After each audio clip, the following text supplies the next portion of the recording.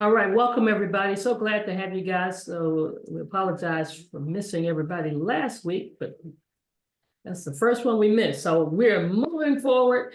We got 52 weeks of this, and I guess after that, no telling what's going to happen, right? So we're going to keep on moving forward. We're halfway there. My name is Dr. Rosalind Shaw Belt. For those of you that don't know who I am, everybody calls me Dr. Roz. I am the CEO of Dream to Life Productions Ministry, LLC, and just started a nonprofit last year that we're going to get up and going. I am a wife, and you see a picture of my husband, my wonderful husband right there. I'm a musician and a bunch of other stuff that the Lord has blessed me to do in my lifetime. But what I really want to focus on in this that I'm doing and sharing is being a certified wellness coach with Akana. And yes, certifications are in place. Certified Akanapreneur, lifestyle consultant, and wellness coach. Wonderful naturopathic doctor, Dr. Eric Prince, who trained us and taught many of us. And so that has developed inside of me another passion. I have 2 doctorates, not a medical doctor, but theology and divinity. So I have a passion for people and helping people, making sure they get to heaven. But now I have a whole nother passion to make sure they have some heaven down here. So today, whatever time you're watching this, if you're watching this later on YouTube and you want to see other teachings, today we're talking about why hospital food gets a bad reputation. So I want you to put in the chat real quick, you're on a scale of 1 to 10, if you've ever been in the hospital and you've eaten hospital food, rate it on a scale of 1 to 10. And I want to thank Regina for helping me with those that may still be coming in. Thank you, ma'am. So on a scale of 1 to 10, put it in the chat right now what your experience is. If it's been great, give them a 10. If it's been really, really bad, lousy, give them a 1. If it's been kind of sort of okay, pick a number in between, 1 to 10. Because hospital food is often considered bad because it's typically prepared with low quality processed ingredients, high in sodium, lacks a lot of variety and flavor, and it's often served in large prepackaged portions due to cost-cutting measures, meaning it prioritizes affordability over nutritional value and taste, especially when catering to a diverse range of dietary needs. Essentially, when you're in the hospital, you got all kind of folk and different dietary needs or restrictions. And so hospitals tend to focus on medical care, not gourmet cuisine, leading to a less than ideal dining experience for patients. So now if you just jumped in, put in the chat between 1 and 10 what your rating is for hospital food. Cost constraints. So we understand hospitals prioritize medical care over food quality, leading to reliance on cheaper, prepackaged, and processed foods, which the point that I want to make today can be less nutritious and, of course, flavorful. So let's talk about the dietary restrictions. Meeting the diverse dietary needs of patients from low sodium to diabetic can be challenging with a standardized menu, often resulting in bland or overly restrictive options. I often remember sneaking in food for folk that were in the hospital because they didn't like the food.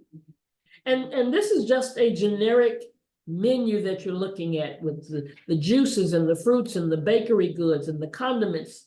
And I've been in the hospital, and so you had to check the things that you wanted and thinking and hoping that because you checked something that you liked, that it might have a good taste.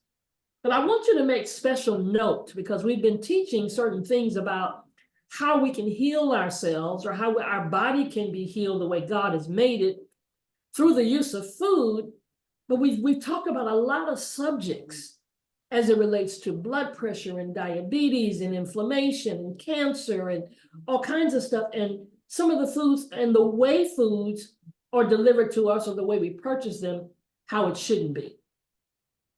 Most hospital inpatient meals do not meet nutrition standards for a healthy diet. There is no standard national nutrition requirement for inpatient meals at hospitals. In fact, studies done show that most hospital foods exceeded daily limits of calories from fat, saturated fat, sodium, and fiber. So if there's no restrictions or no dietary guidelines that they're supposed to be following, and I'm in the hospital to get well, but yet the food I'm getting while I'm in the hospital is not making me well. That's kind of like an oxymoron. I mean, I look like I'm coming to the hospital to get well and I'm leaving out. Okay, let's just keep going. Let's figure this thing out. So they have bulk cooking, right? A lot of people they're cooking for. So it's large scale food preparation. So what does that lead to? Overcooked or bland dishes, lacking in presentation.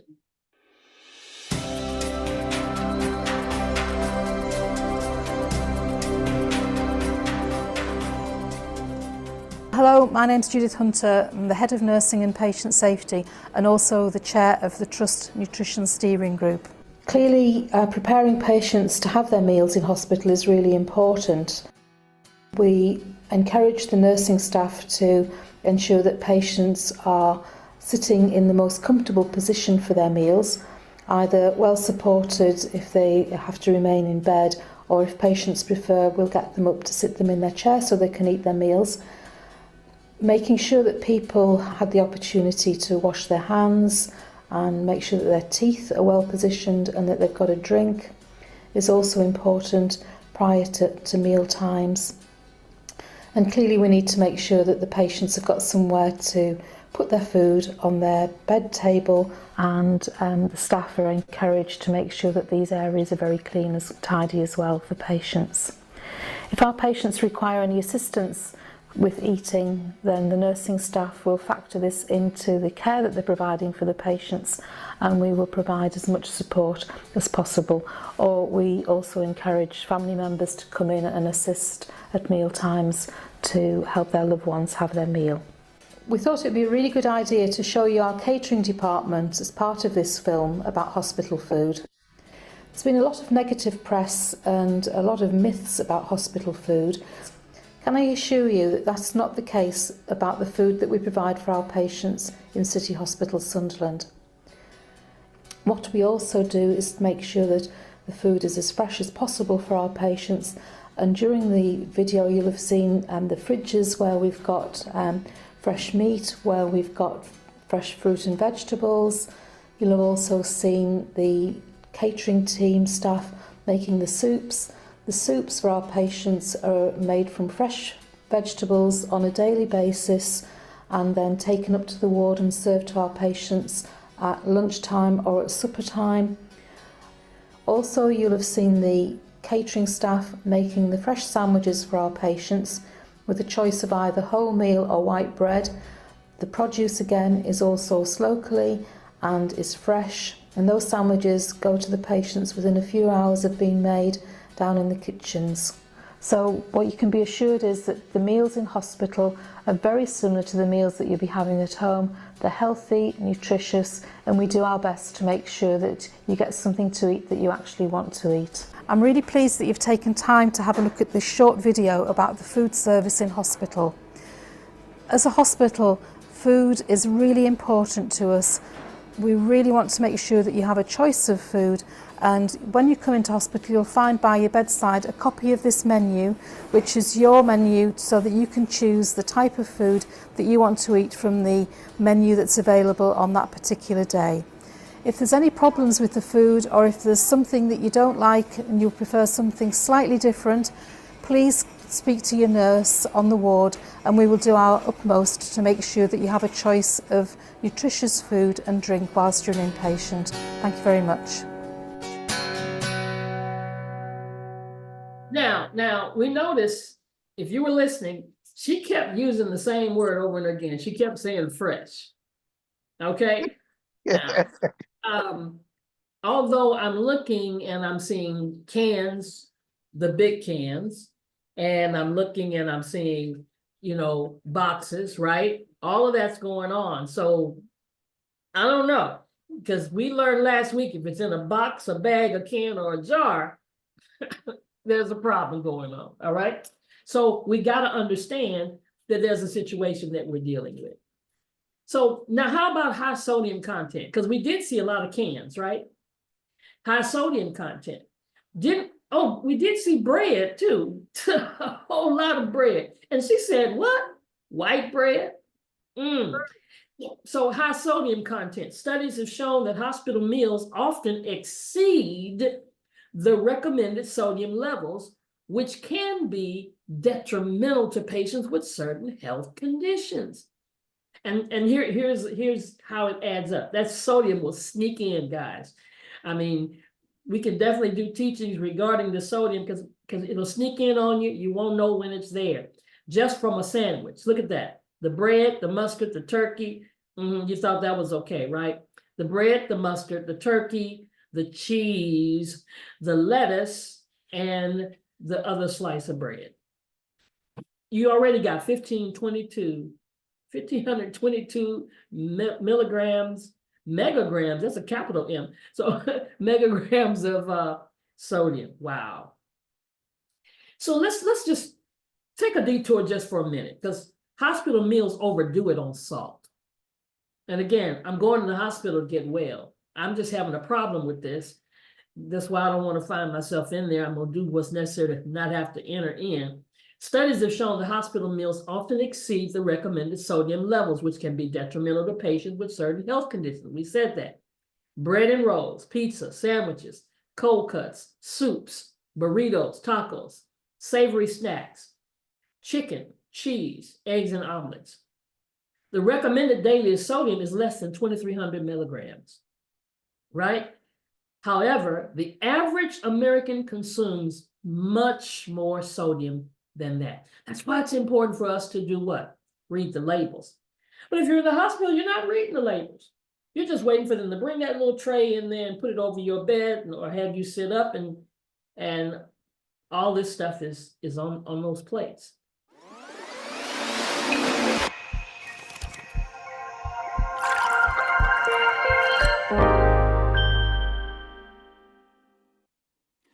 Put in stark terms, cardiovascular disease claims one American life every 39 seconds.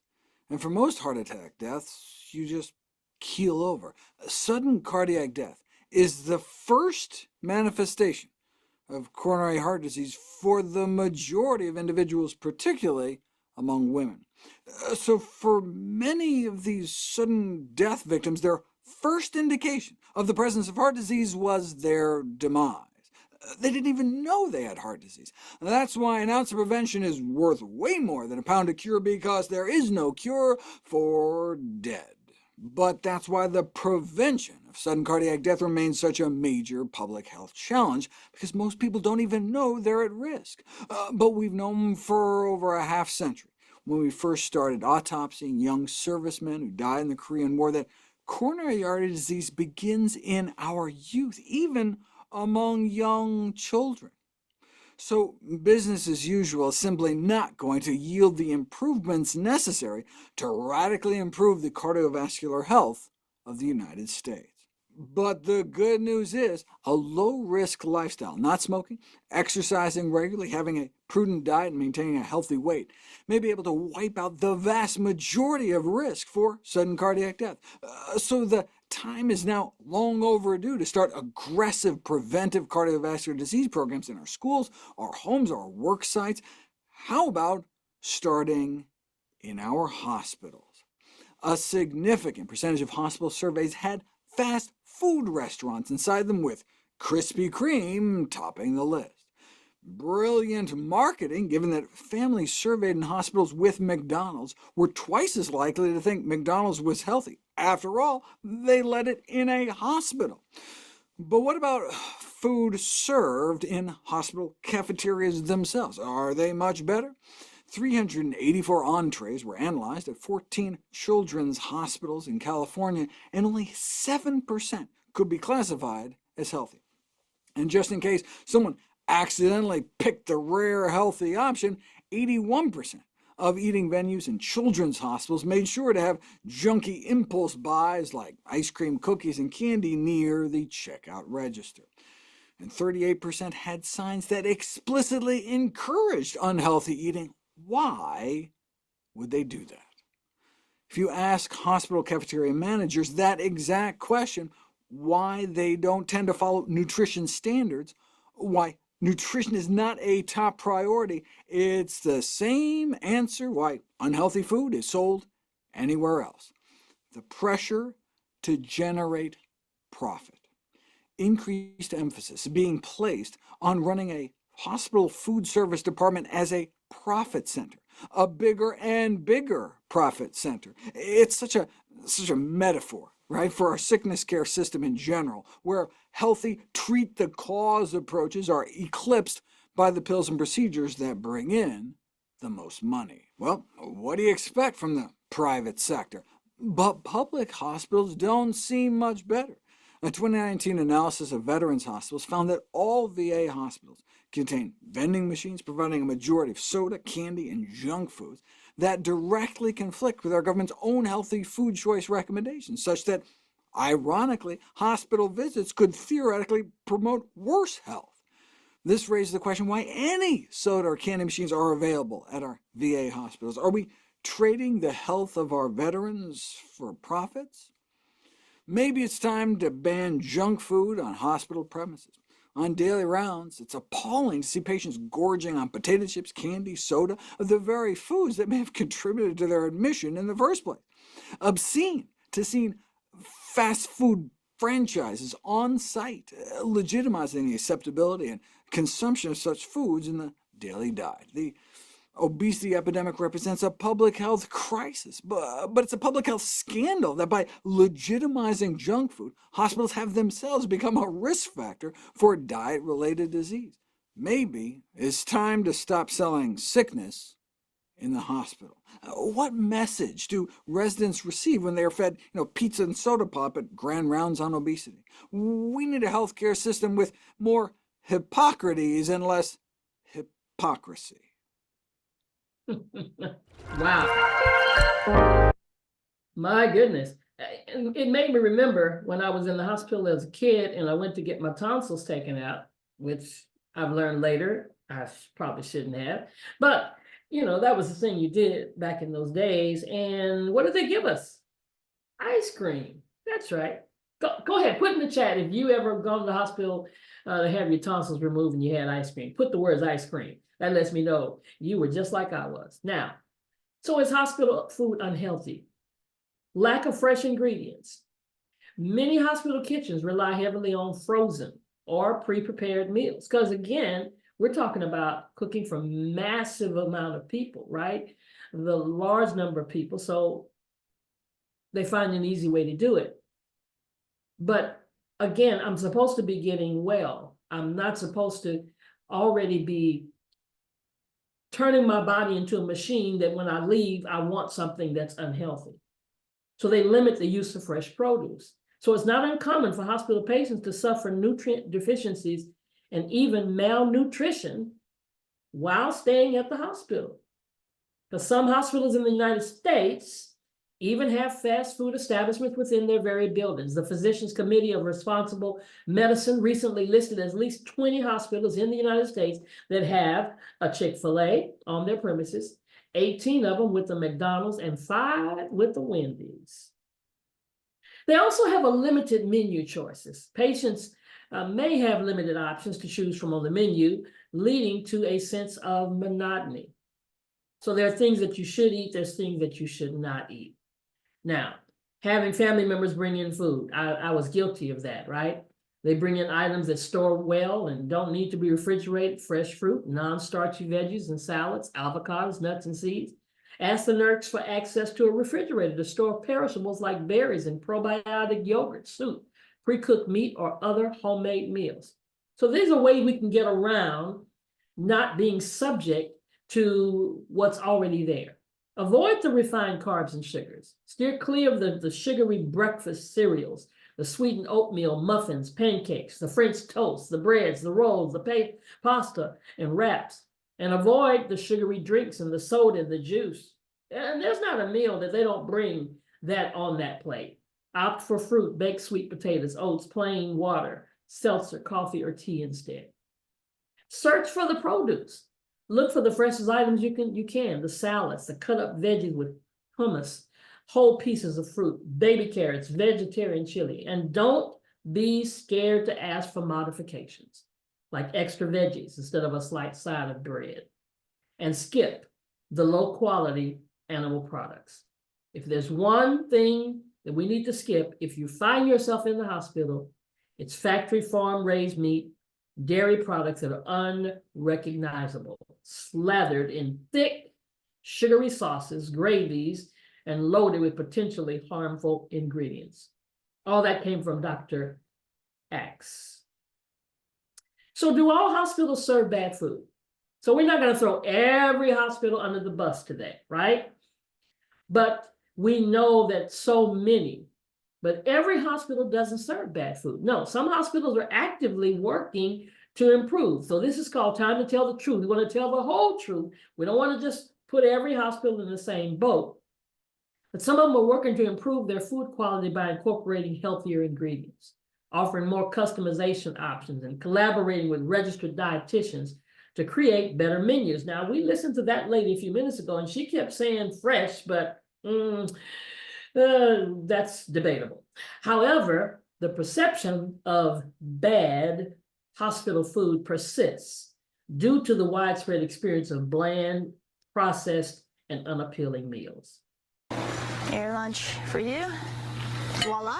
Ed Costa has never been so excited to eat a salad. Very good. He just got out of surgery at the Long Island Jewish Valley Stream Hospital for appendicitis, so he hasn't eaten a thing in the last 24 hours. I'm about to ask for another plate, to be honest. It's delicious because it's fresh.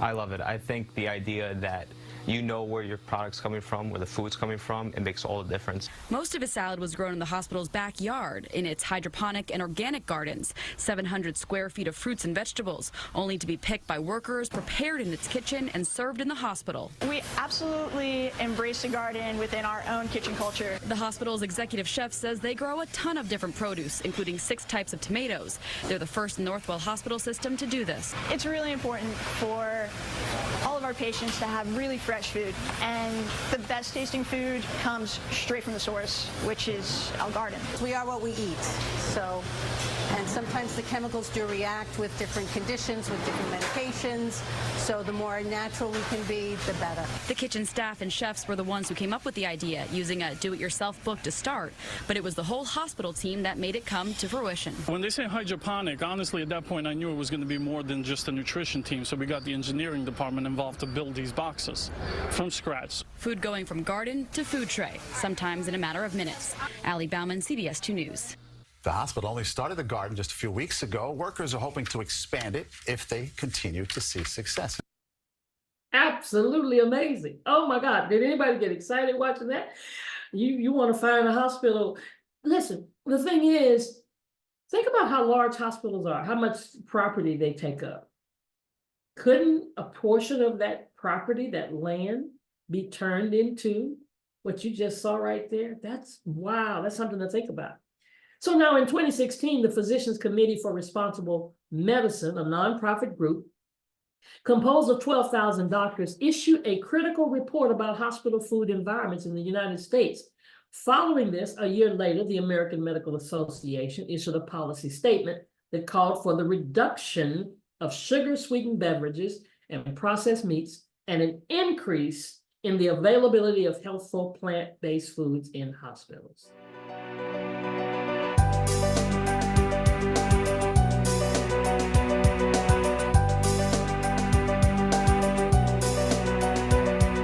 Simplicity gave the nutritional value that the patients needed at a time where they're supposed to be healing after having an operation.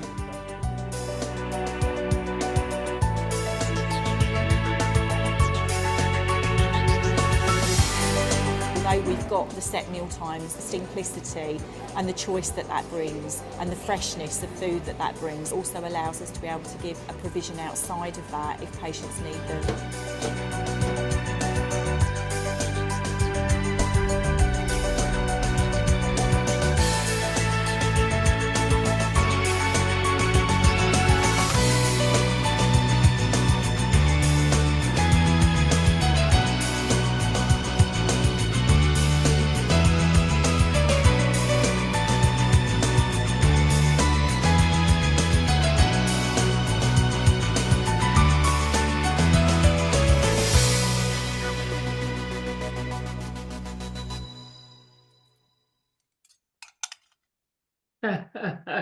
All right.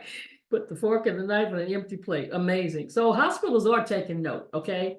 Over the last decade, many hospital systems have eliminated sugary beverages, fried foods, and trans fats from hospital cafeterias. Another strategy at hospital food courts has been to restrict what franchises are allowed to operate within their hospital.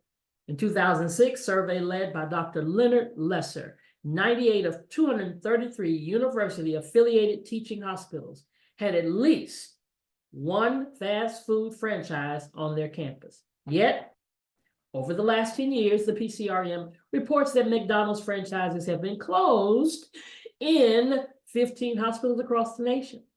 Some hospitals are taking it a step further. In 2008, Nationwide Children's conducted a wellness assessment in the community of where our children are, how Franklin County children compare to the state and to the nation. And in that report, we identified childhood obesity as a major epidemic affecting the well-being of children in our community.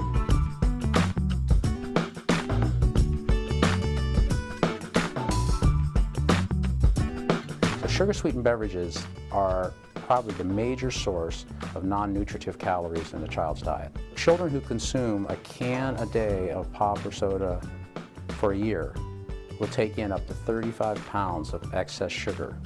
And that's the amount of sugar represented in the bowl here behind me. In our cafeteria and food services alone, there are 21 Volkswagens worth of sugar sold every year in Nationwide Children's Hospital.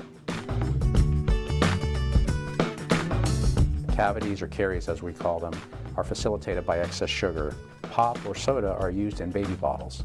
And so we have children who have dramatic decay throughout their mouths that then affects all of their baby teeth and their future alignment of their more permanent teeth. And we end up with severe dental decay and obesity together.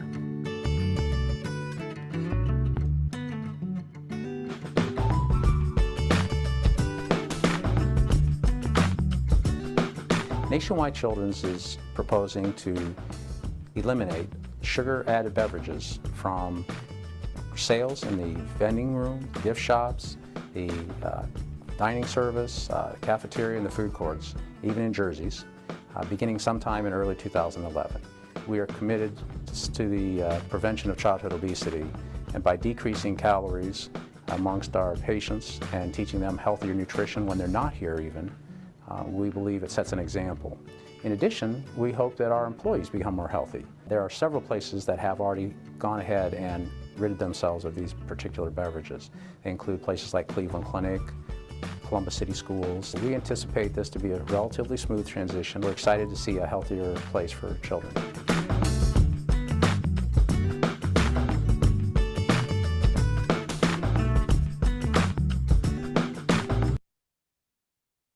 So now, you know, I'm thinking about this and I'm thinking, if we're in the hospital and they bring you whatever they bring you, you think that that must be healthy because they brought it to me in the hospital. And that's probably how so many people think. So in 2018, the UC Davis Medical Center hired a local executive chef to spearhead a farm to fork food program. And that emphasized locally grown, whole food and plant-based ingredients.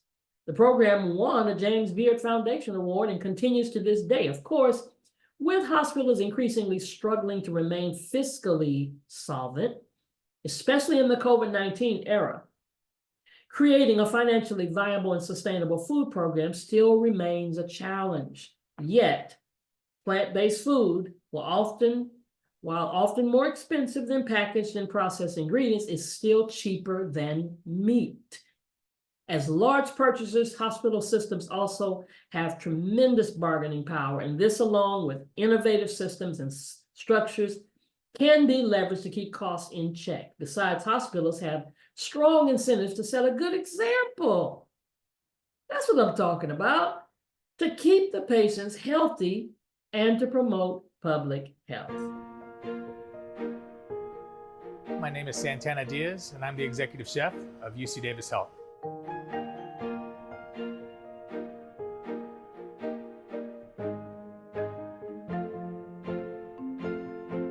So I believe it's good for patients to be able to have food in its rawest form, if possible.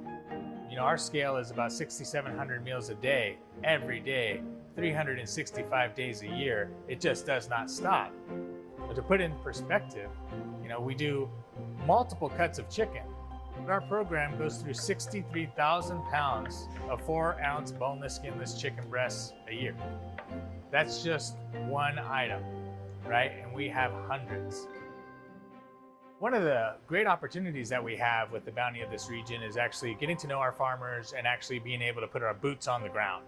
We're able to source and forward forecast volumes of seasonal vegetables and seasonal produce. So what that does is eliminate the risk from the farmer's side of, does he have an end buyer? Oh, I think it's a win-win for everybody. The source transparency, tell you the farm names, know that the farms truly exist, and pass that healthy, nutritious food on to our patients to help them get better. We have an opportunity to do it for the masses on a grander scale and for the people that need it most. I believe that the cleaner food that we can provide, the better off they're gonna be. Use this as a case study to say, hey, will eating better truly reduce readmissions in the future? Can it? And I believe it can. So then, question comes to my mind as he said that, are we going back and forth to the hospital because of the food we're eating in the hospital? It's bringing us right back. So the importance of the hospital food environment extends beyond the patients, all the way to the hospital employees. Dining subsidies in the hospital cafeterias, extended hours, healthy vending machine options are all options that can improve the availability of nutritious options at work. So Farmer's Fridge is now feeding over 30,000 meals a week to healthcare workers, a number that has been fueled in part by COVID-19 pandemic. Additionally, many departments regularly order catered food for departmental meetings and conferences. This presents an excellent opportunity to advocate for healthier meals. As a busy resident, they knew that they often revert to whatever is most available and convenient. So subtle changes within the hospital environment can make a huge difference. Because most of us, we've been at meetings, not necessarily a hospital meeting, meetings in our organizations, meetings in our corporations. And what's the one thing they bring to those meetings? Donuts. Yeah, right? I don't like the term hospital food, never have.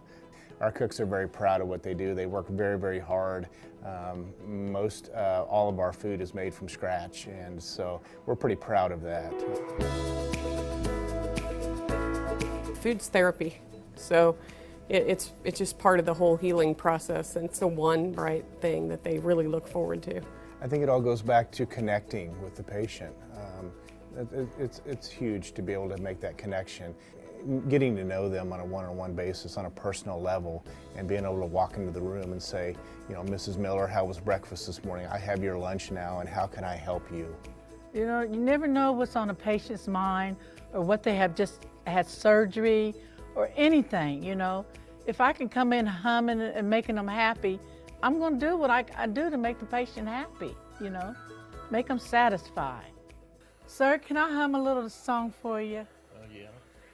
One of these mornings, it won't be very long. I think it's not just about being nice to someone. I think it's about caring. It's not just a word. They actually take care of those patients, and they make sure that their needs are met, and that person leaves here thinking, you know, I've got a new friend in somebody in the dietary staff. When I interviewed here 15 years ago, I walked into the kitchen and within 1 minute I knew this is where I wanted to be. This was home to me, and nothing's changed. And the people are just phenomenal to work with. There's a lot more to the department than people see. There's so many aspects of it. I feel like from the very first minute that we put the food on the plate, it gets sent across the line, it gets delivered to the patient, and we have our caregivers going into the room to make that wonderful interaction with the patient.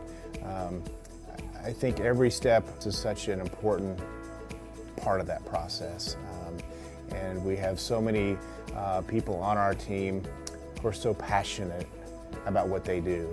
And that makes for a pretty good day.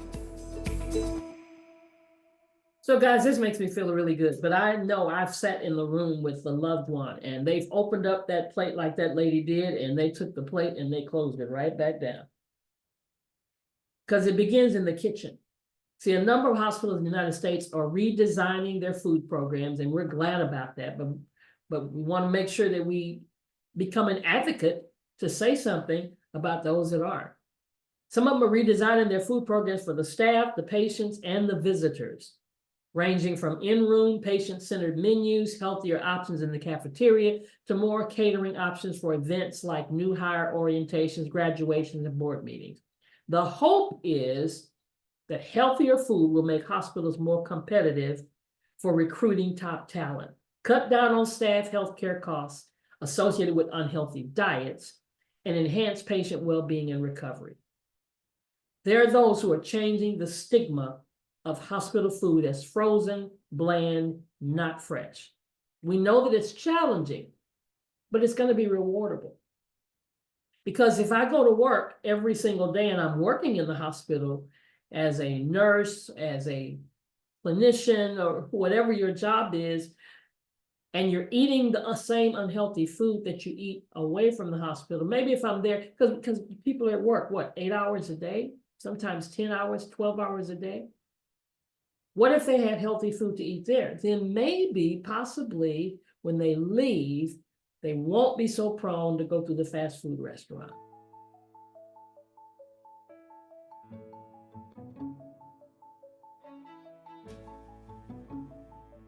What people eat is one of the most important fundamental parts of their life.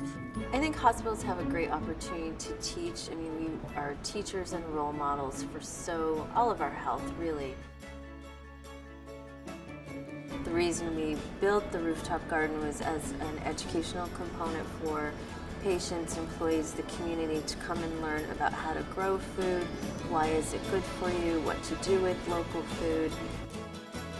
Practice and want to use fresh and local foods whenever possible. It just prepares a better quality food, better tasting.